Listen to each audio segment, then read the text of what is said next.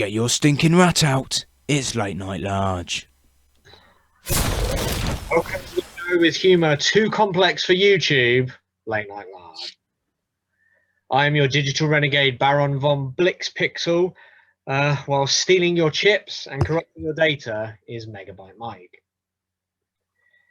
Welcome to, I should say, Lockdown Large this week. And it's been a funny old week, both in Plague Island and also for Lockdown Large, for reasons that will become apparent. So I don't know how to broach this episode, Mike, but perhaps I'll just give a quick salvo, because for anyone who was fortunate enough, the video we produced last week, The Liar, the Cowards and the Gutter Snipe, was up for all of maybe a day and a half, I think, and half a dozen people watched it, so thank you to those people. Unfortunately, the rest of our viewership was denied ever seeing it because some bureaucrat at YouTube felt the need to remove the video.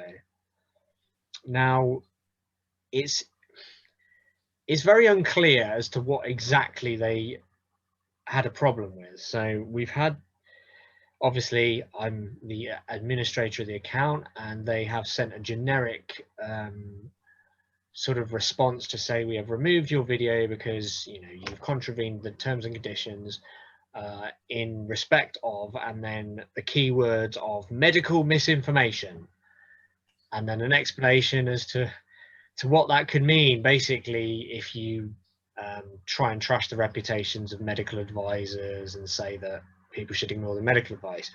Now, I don't know anyone who's watched a few of these Lockdown Larges. Now, me and Mike, we don't take any prisoners. We take the piss pretty much across the board, out of ourselves, out of people we agree with, particularly out of people we disagree with. Almost anyone who gets up our nose. We don't mind, male, female, disabled, abled, black, white, yellow, whoever. Me and Mike will take a shot at them. What we don't do is, we might also use the techniques of irony, sarcasm, satire, whatever, to get our point across, sometimes in a puerile fashion.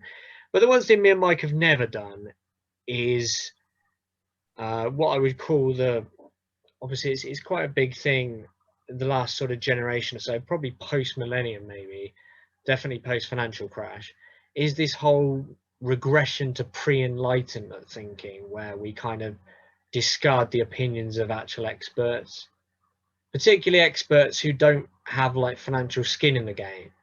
So if me and Mike hear about any scientific breakthroughs, medical advice, whatever, we might take the piss on a surface level, but what we don't do is say, yeah, well, you can't trust what they're saying, because we're not fucking morons, because like that's what fucking morons do. So to accuse us of medical misinformation, which is effectively saying that our video deliberately sought to mislead people, presumably implying that we were making out that COVID was a hoax, or that you shouldn't wear masks, or there was question marks over the vaccine. Anyway, Mike, do you have any thoughts on this? Yeah. I mean, clearly, the YouTube bureaucrat in question didn't actually watch the video, because I don't think it. Completely the opposite, actually, of what we do is spread misinformation. I mean, with regards to medical. No, definitely not medical misinformation. Now, we may have our own opinions that sometimes we may even voice them in a way that sounds like, as far as we're concerned, they're fact. But obviously that's the same as anyone on any video, anywhere, giving their own opinion is. But I don't see our opinions, and every opinion that we've ever given in any video or anything like that has been based around completely the opposite of what they've accused us of, which is, no, don't be a fucking moron, listen to the experts. That's always been our stance. on everything to do with COVID from the beginning. And all we've actually ever done is take the piss out of those that won't. So I'm not really sure how supporting the use or supporting the experts and their opinions, and encouraging others to listen to the opinions of the others, opinions of the experts, is spreading misinformation. If anything, we're doing a public service. But yeah, spread. Do you know what I mean? I think they clearly didn't listen to the video, because I don't think. I mean, I don't remember it word for word. I'm not sure you don't either. But no. I can't. Second guess myself. I did second guess myself, and I thought, first of all, we know that we didn't spread medical misinformation. But the important thing is, was it clear to other people who might have watched it whether we were being serious or not on certain points? Now, I was trying to comb back through what we said, and we were definitely talking about the nut job anti-vax woman. I don't remember anything we said there that was anything other than, what the fuck are you doing, you mongoloid? You're like threatening the people who've been keeping us safe. You're a dangerous, deranged conspiracy theorist who probably needs to be locked away for her own good. And I just thought back at, I don't even remember us at any point, like even in a mocking way, like making out that she had a point, or that doctors had kind of led us down. It's just such a stupid accusation. And I thought I appealed, but I'd go back into YouTube and it's given me an opportunity to appeal again, which suggests they didn't get the initial one. So yeah, thanks for that again, YouTube. But I responded to them what I thought initially, with exactly what Mike said, which was, with all due respect, if you actually watched the content of the video and understood irony and sarcasm, you realise that we've actually been doing the opposite, the exact opposite of what you're encouraging, or what you're accusing us of doing. So I don't know, maybe I should repeat the appeal, but then maybe YouTube are just mugging me off, because I might appeal again, and then tomorrow it'll give me a chance to appeal again, and they're not reading any of them. So I mean, on a larger point, Mike, YouTube, obviously, by the way, YouTube as a platform is amazing. So I'm in no way saying that YouTube as a platform is not just the most amazing platform there is, really, for all kinds of things, that you can just make a video about absolutely anything you like. How it is, how it exists, what it's for is amazing. But don't suck that dick now, mate. Fucking hell. Oh, YouTube. I'm talking about the framework of the regulation, in inverted commas. I thought me and Mike would talk about this at greater length, because there's an argument, and definitely an argument that I think has a lot of substance in it, particularly if you look at what happened with Donald Trump, both his rise to power and the insurrection, which we covered so brilliantly on Late Night Large. Well, the aftermath anyway. But social media networks, more than almost anything else, it could be argued. I mean, there's a strong argument as well. Obviously, this was initially created by the legacy media, particularly in America, things like Fox News. The whole thing, and Alex Jones had already started the demented side of it. But what social media did was put it into hyperdrive in terms of how much bogus information you could share, how many different wacky groups and cults could you kind of get online and draw gullible people in. There's a big argument that the era of misinformation wouldn't have been possible without the reach of social media, and also that Facebook, particularly, Instagram a little bit less, YouTube, or not so much TikTok even. What other social media platforms would you say are really influential? Twitter, I guess. Although not so much again, it's more likely Facebook, isn't it? But anyway, yeah, I know we're dunking on Facebook again. But Mike, I made this point to you, and I assumed you agreed with it, but other people have drawn attention to this. We're talking about the problem of racism on social media, particularly in the aftermath of Euro 2020. I'm not jumping onto another planet of discussion. It's going back to social media. And we said that if you post anything on Instagram that contains the words COVID-19 or coronavirus or derivatives of them, the algorithm will automatically place a little information banner underneath your picture, so anyone interested in the facts behind COVID can click on an official medical source. And the other thing that most users of Instagram will know is anything remotely risque involving women's bodies, particularly if it's anything breast related, it will insist you either censor it. Sometimes it's even able to censor it itself, or it will remove it within a few hours. So the argument is, if you can do that with those things, one of those which is ordered by a government, and the other that is just like, it's just a silly prudish choice of like, oh, think of the children kind of thing. But if you can remove those with maximum efficiency, minimum delay, why do racist comments not seem to ever get noticed until there's a deluge of them, and then they say, oh, there's loads of racist comments, you better review those? There are certain words that are so obviously racist. Why aren't they in that same algorithm that triggers the COVID thing, but the response to those words, which should never be used on social media, there's no good reason to use them? And I know you might say in a particular case it could be slang by people of certain ethnic background. Well, there's an alternative spelling that they could probably get away with. But there are certain words that can almost certainly only be used abusively. Why do those not have automatic triggers? And if they're not automatically removed, they're automatically sent straight away to the review panel as a priority to look at.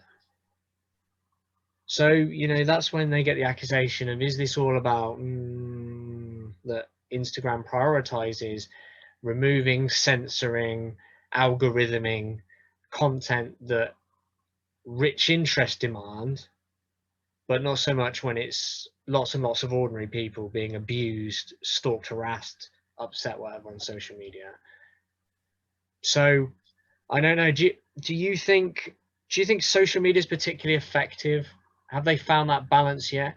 Because to give them credit, I understand it's a difficult thing. Like when the racism thing was really bad after the Euro 2020 final, we had the same old arguments about like people thinking the world is so easy, like, oh, just make people have to show ID before they set up a social media account.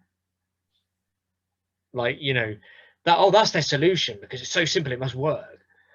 And for anyone who doesn't realize why I'm being facetious, it's amazing that you wouldn't understand like not just the benefits, but the absolutely crucial nature of keeping people relatively anonymous online. People who, for instance, are victims of stalking, people who have very sensitive jobs where they want to discuss things but not have it tied to who they work for, or who could get sacked if they were seen to be expressing particular views on social media. And that's just off the top of my head. People who need to be protected with anonymity. And if you look at social media, in terms of what are the risks of social media more than anything else, we discussed this before, isn't it? It's where people overshare information, personal information, identifying information, because that's what gets people sacked. That's what gets people stalked. That's what gets people even burgled sometimes, or people crashing their house for house parties. People oversharing their personal data online, right? And we're saying that people who potentially send harassing messages, who don't overshare but could use that information to their advantage so they could take their digital harassment into the real world, we're saying the solution is to put even more of people's data out there. And I know people are going to come back straight away and go, no, this is all you have to do is give the data to your social media company. No one else sees it. Well, I'm not being funny, but how many leaks do you read about every day, data leaks from whatever online company it is? I saw one last week. I can't even remember what company it was. Like, people's data is leaked all the fucking time. So don't tell me like, oh, you only have to share it with a social media company, because who's to say that everyone, so say for instance, who's to say everyone who works for a social media company is honest? It's not a church. You're not going to get like the most virtuous of the virtuous. You work at a social media company, and then one of your mates says someone's been harassing me online. Can you get me their personal details? Yeah, but you could say that about anyone, couldn't you? You could say about if you had a mate who works in a bank, or No. I'm not saying you can't, but the difference is if you work in a bank, you are expected to embody that ethos. They will. oh, I'm sure you're expected to. Yeah, If no, you but Mike, nobody expects you to be an angel if you work at a social media company, and I don't. I don't expect them to be upstanding members of of society. If someone works in a bank, I do expect them to maintain a certain level of professionalism. And if they didn't, I'd be very angry at the bank and say, "What the hell are you doing employing these people?" Yeah, I mean, okay. but I anyway. The point I was trying to make is there's a balance, isn't there? Basically, to tell these people it is not a simple solution. You can't say too many people are being abused. The people who abuse are obviously anonymous. Therefore, the answer is make everyone show ID. Well, the one other thing I would say is, the NHS app, and I'm not talking about test and trace. Yeah. Oh, the one The that NHS app. one that pinged. No, that's test and trace. Was it? The NHS app that tells you where you would get your passport once you're double jabbed as we are and stuff. Have you got that? Have you had a look at that?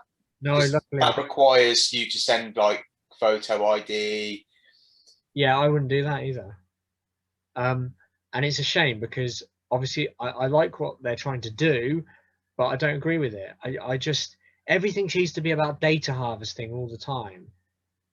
I understand certain identifying details have to be given at certain times. That's fine, but as soon as you start storing significant personal information with any company, particularly for an app, any kind of app. But it's no information that the NHS doesn't hold on you already.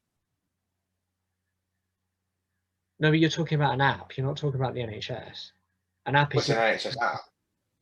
No, but Mike, the NHS, as in the medical data of the NHS, is protected at a completely different level to the data on an app. Oh, you might want to check the app. In the public sector, because you can get your whole medical history from that app. Isn't that just so you're just signing into the NHS patient access to it? Yeah, well, that's what I'm saying. It is an NHS app, so it is actually like it's like banking on your phone. Well, I don't It's know. no different. Yeah, okay. Okay, but you Maybe, can have like banking. maybe it has the same level of security then. I'm just saying I wouldn't do it. My details are already with the NHS. Why do I need to provide photo details and everything as well? And before you say I do trust the NHS, but what I don't trust is the people running the NHS, because you must have seen this. It's been postponed now to September. They're trying to sell off people's personal NHS data. Sorry? Keep an eye on that. That was supposed to happen at the end of June originally, and there was a massive outcry, and it's been delayed. What? Google NHS patient data grab, and you'll probably find something about it. By the way, anyone watching this, do check into this, the NHS patient data grab. The government are planning to effectively sell your data, your NHS data on. It's basically if you do not opt out, they assume that you've opted into giving this data away. What I mean is, I believe it means they will then share it. They'll be able to share it with any private medical company, whether you consent individually or not. So, for God's sake, go to NHS patient data grab or something along those lines on Google. You'll find the story. I believe there is quite a large petition against it, but you need to find out how you opt out. I think you can opt out either on the phone or online, but do that before September comes. I'm sure there'll probably be another sort of appeal going around on social media. But I saw it when it emerged in the summer, and I meant obviously to actually it might not have been June, or maybe it had been April, and it was delayed till September. But I was gonna tell my whole family, like, oh, you know, make sure you just opt out of this. So keep an eye on that, because might be something you need to remember to opt out of before September's here. Mike, Yeah. other than slagging off YouTube for their outrageous removal of our brilliant video, what else has been happening this week on Plague Island? What have we seen in the news this week? Do you remember? What? There's not a lot going on, is there? Well, we've had Johnson apparently. Oh, by the way, Johnson's popularity is plummeting, which is, I mean, it's fucking overdue. But there you go. Wow, Johnson's having another baby, isn't he? Yeah. I mean, I don't. You seen that? I have. Yeah, I have seen it. Yeah, he's got his new wife up the duff again. The interesting thing about that, Mike, I thought, is about the same week that news emerged, there was another comment apparently from Johnson talking about him struggling to live on his prime ministerial salary. Now, that is the second time he's publicly said, or rather it's been publicly stated that he said that. Those particular words, as in, like, I don't know for how long I can go on this salary. Now, does that seem to you to be a sensible and responsible thing to be having another child when you've literally said you're struggling to maintain your lifestyle? Now, whether or not you think that, you know, let's assume that Boris Johnson is not going to listen to anyone who says you need to live a less of an extravagant lifestyle then if you can't afford it.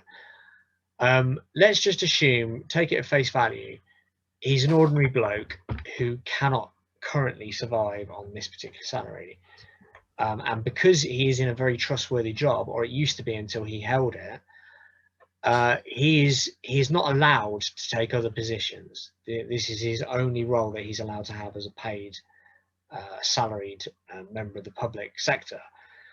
So if we assume that that's the case, why is he having another child? On what planet does that make sense if you're struggling to survive? And I know we're talking, you know, just again, remove the whole thing that he's trying to live like a king and that's why he can't survive.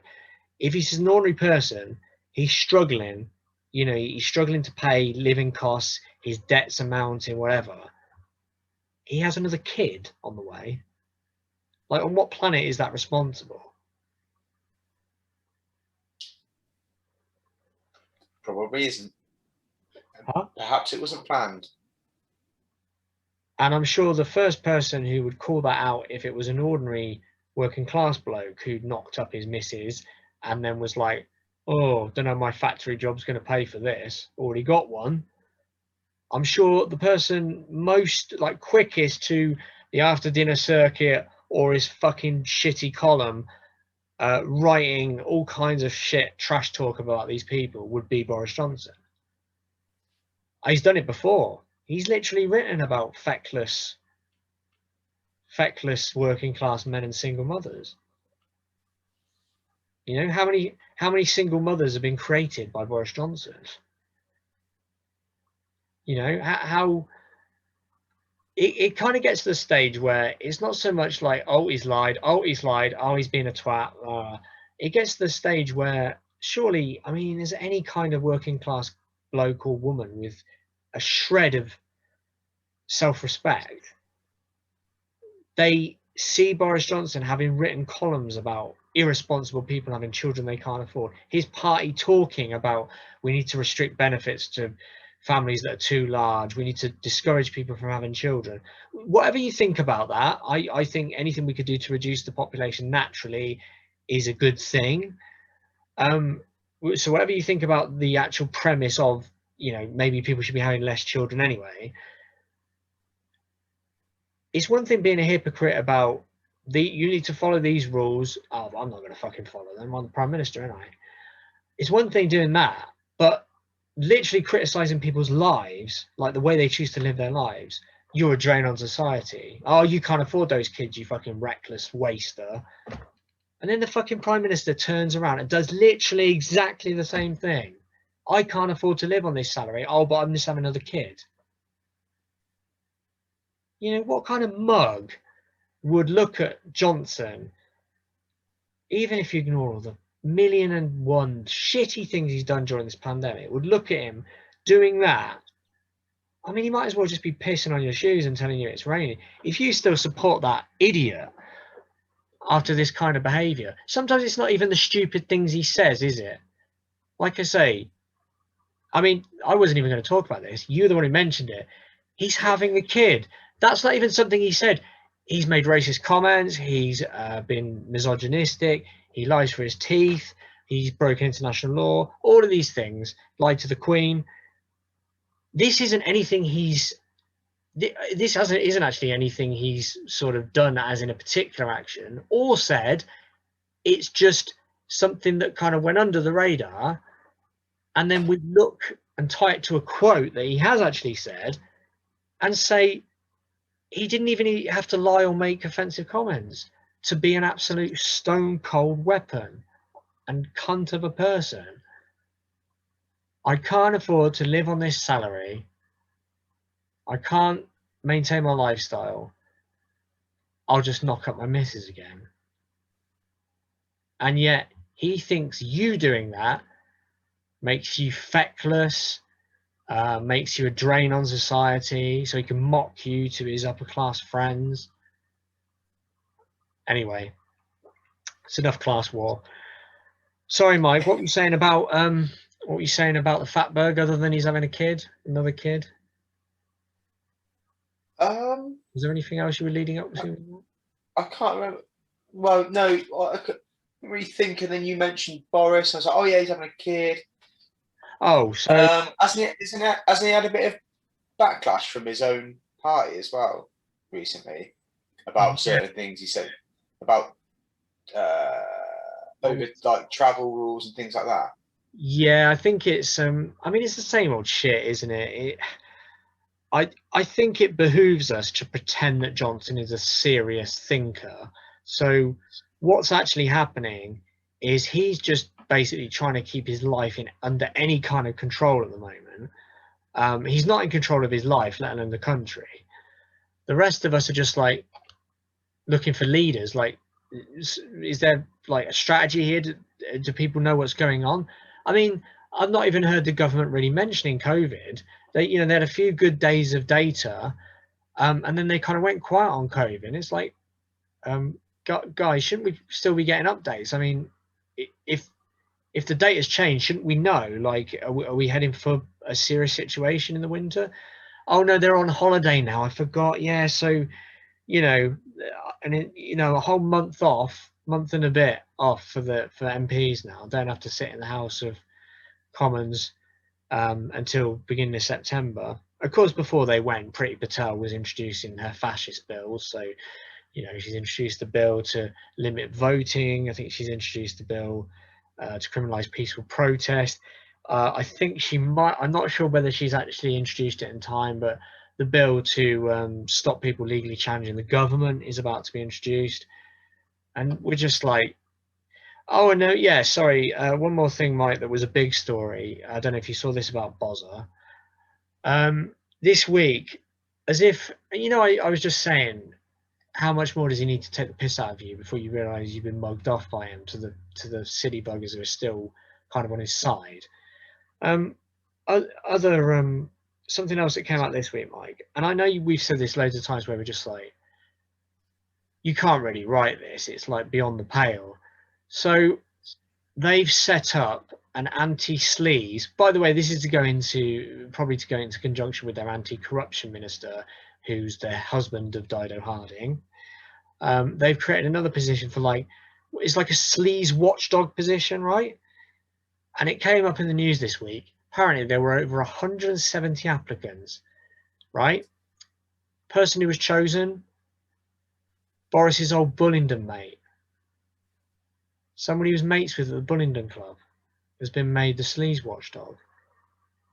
There was a comment on it, over 170 applications, and when they said, well, surely there were more qualified people than this, are we sure there was nothing untoward going on? And basically they said, well, we make recommendations, but the Prime Minister has to make the ultimate decision. So it's just another example. It's another example of the system was never, I don't think it was ever imagined in their wildest nightmares that someone would attain the role of Prime Minister who not only wasn't a nice chap, like someone of decorum and sort of patrician values of public service, not only someone who wasn't like that, but someone who just didn't give a fuck. They just sorry, this is take over for a minute, Mike. I need to okay, basically what's happening, guys, is Aaron doesn't have COVID. He's fine. He had his second jab recently, and it's set off his asthma, so that's what he's struggling with now.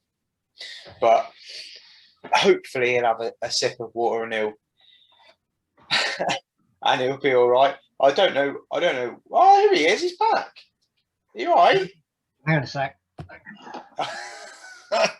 Sorry. Oh no, he is back. So it's just going to take. Are you all right? I've got a throat sweet, and he's just having a little. Yeah, we should actually. No, I'm glad that you've brought this up, because it gives me an opportunity to mention something which I believe I have mentioned before once or twice.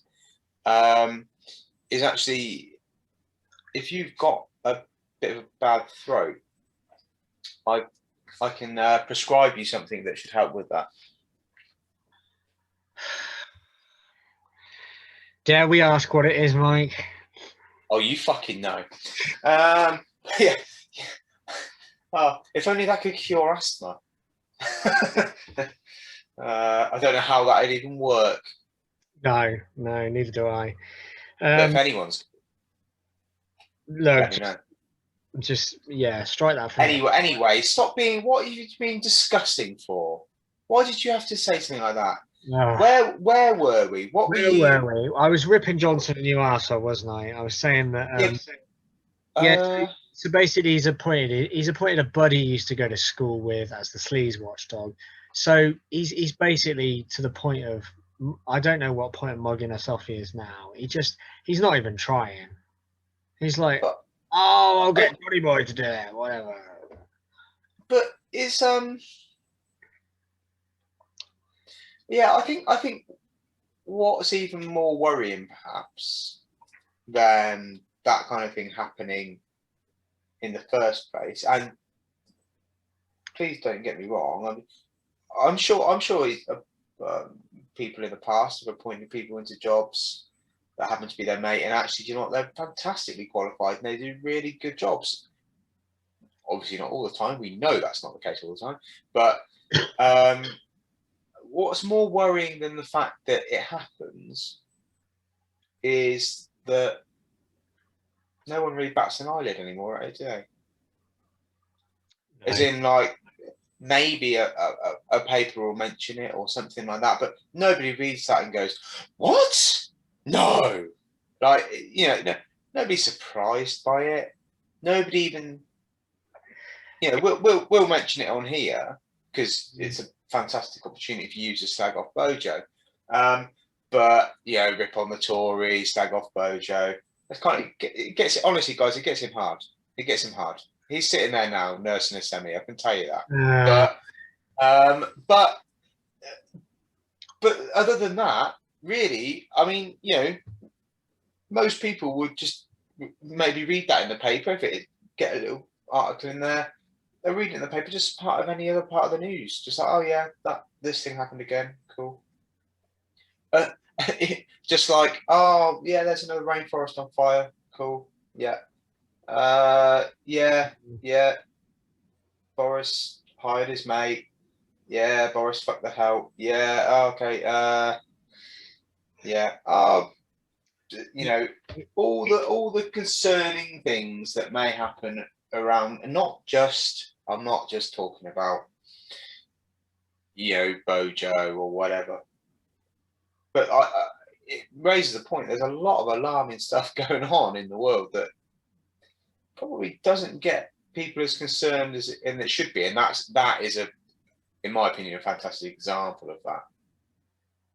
I don't know what you think that says about the state of affairs, or no, it's a very good point, Mike. I think what it says is that, I mean, if I'm honest, I'm quite embarrassed for what it's demonstrated about this country, because what it's demonstrated is that what happened with Donald Trump in the US can be easily just exported to the UK, because that's what we are now. Now, I know everyone was like, oh, what's going on with the Brexit situation, when it was will it, won't it, getting to the deadline, new deadline, you know, when it was Theresa May, when it was David Cameron, then it was Theresa May, then it was, oh, Jeremy Corbyn, no, Theresa May, then it was Boris Johnson. And it seemed, I don't know, it seemed, I know it's quite exciting. It was a mess, but it was quite exciting, and there were a lot of competing voices and ideas and strong ideologies and principles, pros and cons, whatever. The problem is when, for whatever reason, and obviously I think it was a huge mistake for all parties to agree to a 2019 election, but it happened.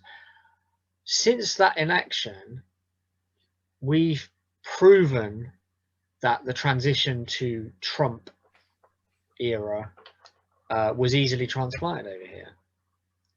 And it's interesting, I saw a comment, I don't want to go too far down the rabbit hole for people who aren't prepared for this, but there was a comment someone made about, I don't know whether this is apocryphal or not, but apparently a German minister said part of the reason we have, what did they mention? Oh, I think I'm gonna misquote this. I was going to relate it just to a broader point. I can't actually remember the specifics of what they said specifically was to protect them. They were talking about protecting themselves against fascism. Now, it could have been wealth inequality, whatever, but to me, the biggest thing that protects them is that they have proportional representation, which is an electoral system that accurately reflects the percentage of votes each party gets, and they have that much influence on policy making, because they have that much influence on the forming the government. Because we operate on a very anachronistic system of first past the post, it is very easy for there to be a fascist takeover. Now, we've already discussed this. There is a fascist in the Home Office, and Boris Johnson is just lazy. I think he's happy to allow the country to become fascist if there were enough people pushing him in that direction. Now, in any other country, this wouldn't be possible, because you wouldn't be able to have a small band of crypto fascists within the government and a prime minister who was lazy and didn't really care what direction things went in as long as he was popular and in power. That, you know, those are the only scenarios that would allow that to happen. As soon as you get a proportional system, that's not possible. It won't happen in a proportional system. There's too many different voices.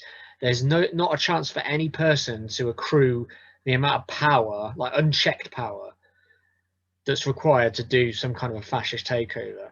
And as we've discussed, even if it's not the nightmare form of fascism where Priti Patel's bills will go through that restrict voting, peaceful protests, these kind of things, even if it's just what Boris Johnson's doing right now, which is considering himself above the law, handing PPE contracts to his mates, they go wrong. Oh, don't worry, all the money still goes to his mates. Appointing all his cronies to positions to oversee his performance, so they can make reports saying, oh, Boris Johnson is the least corrupt person ever. And then he gets a report on racism where he gets to rewrite parts of the conclusion saying, England, Britain, and particularly England, is the least racist country that ever existed. And he just kind of, you know, nodding a wink, and people just go, all right, okay then. It would just wouldn't happen, and that's what they were effectively saying is, amongst other things, the things that they have that make government more accountable or give more assistance to the poor or whatever, they don't see it as like, oh, you know, that's undeserved money or undeserved democracy. Where they see it as literally insulating them from the threat of fascism, which ultimately that's what it's always been about. Of course, it's morally right to look after the poor and the working classes, but on the other side of the coin, there is the threat of fascism. That's ultimately where wealth inequality gets you, because it drives people further and further right. You either give them economic left or you give them far right. So it's always fascism, because fascism is always the one that least threatens the wealthy. Anyway, hopefully it won't get that far. But well, we'll see. We'll see. Yeah, won't we? Stay alert, people. That's all I'm saying. You know, Germany is obviously the obvious warning from history about this. So yeah, this is what I mean. How Johnson has got this much unchecked power. So basically, what you're saying in response to the point I made is that there's going to be a new regime in this country, and we're going to try and take over Europe.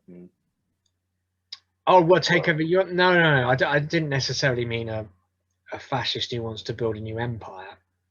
It would just be a fascist in terms of our own citizens. You know, like Jack boots on the street kind of thing. Keep everyone under control. Well, because they'll try and run the country just as a pretty much lawless tax haven. You know, that's what they'll do. That's how they'll try and keep the economy afloat, even though, you know, even the dumbest, most economically ignorant person would say, hang on, surely you can't have a healthy economy if you've just got rich people who aren't spending any money and just hiding it all. It's like, anyway, what do we think of the figures at the moment, Mike? The COVID figures, what were they looking like? Just have a look. Well, I think what do we have? We had that period of time. Have they plateaued? Because we had that. Yeah, we did have that period.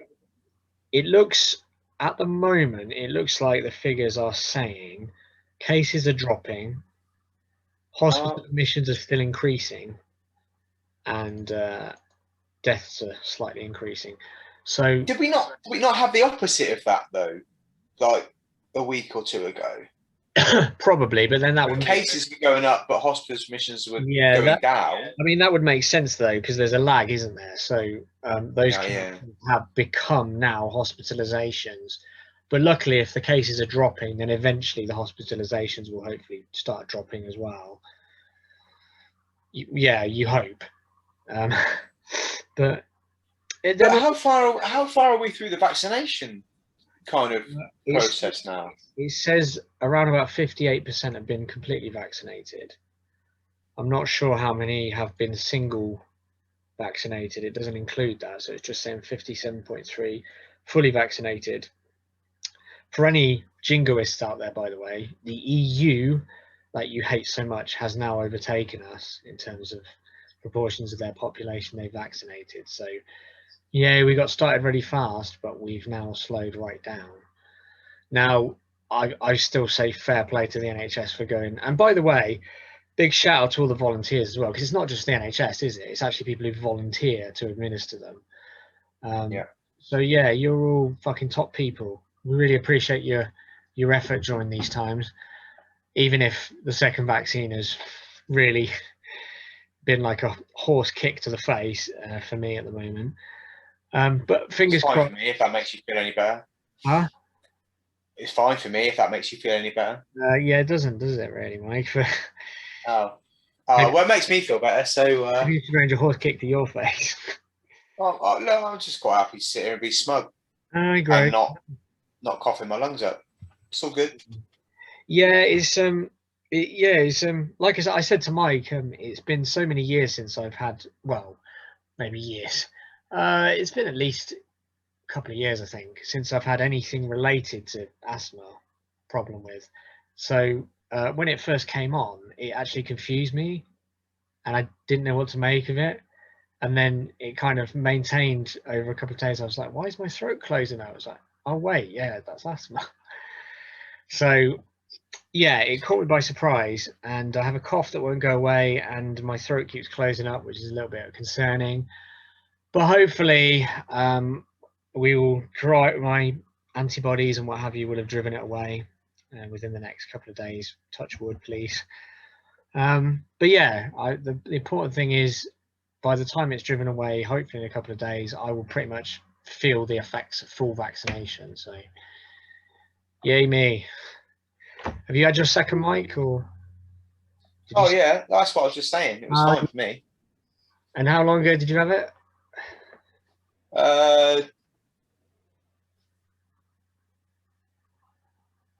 2 days ago. 2 days. Okay, so you got about another week till you're 100% as vaccinated as you can be.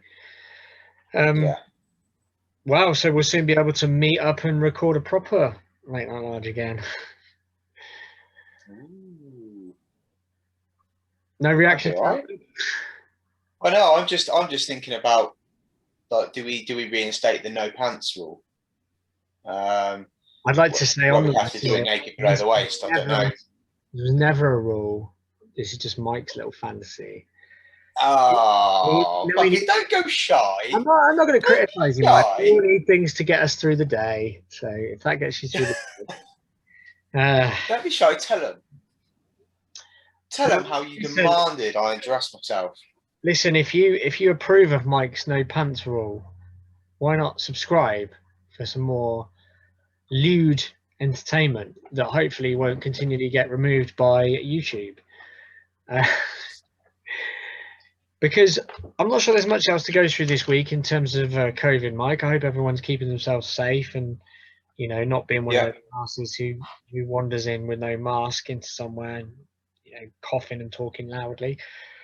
But, you know, who knows, by September, hopefully, we should have a critical mass of us double vaccinated. And we could be looking at, hopefully, like we said, it's going to go one of two ways. Either we're going to be sitting pretty around about September, or we're going to have another lockdown. And in the back of our minds, Mike, maybe a thought to end on is Johnson's being put under a lot of pressure to ease up the travel restrictions, whatever. Basically, I imagine it's just Tory voters are saying they want a break, and they're going to be angry if they don't get a holiday. And we know Johnson's a bit of a coward. He'll go for the easiest route. So I think he'll probably ease up the travel corridors. How worried are you at potential new variants being imported after we've already had the Delta variant that's caused this havoc in the first place? Yeah, well, I'd say more concerned because we've seen it happen. Yes. So it's not no one can really say, not really much of a risk though, is it? Well, it has literally just happened. Well, not just, but it's literally happened already. And it literally put us back probably 2 months in where. Yeah. So, I mean, it's not. Like I say, I hope that we get into a situation whereby the vaccination rollout is complete enough to kind of negate any really substantial impact that certain ludicrous decisions that may be made might have. But, you know, time will tell. I've almost given up distressing at the kind of and going, oh, don't fucking do, because you know, well, what will happen? We've seen it 1,000 times. What will happen is we'll go, oh, don't fuck it. That is ridiculous. Could you imagine if the stupid thing was no, can't do. Surely, no, don't do it. 2-3 weeks later, we'll be on here going, fucking did it. fucking did it, and it fucked us. Do you know, I Yeah. almost, I can almost given up with the kind of. I could totally see that sequence of events playing out. Like you say, it was we've seen the fucking idiot do it with India. It's like, what why did you block Pakistan, Bangladesh, and keep fucking India open? Yeah, I have absolutely no idea. I have no idea at all. Very good, Mike. Yeah, no, said it more succinctly than I could have. Anyway, here's to hoping that there's another optimistic week ahead of us, and we're looking at the COVID situation improving further, so we can be sure that we don't have another lockdown come the autumn. And hopefully, by the time Parliament comes back, Boris Johnson is about as popular as tapeworm, and he's on the way out.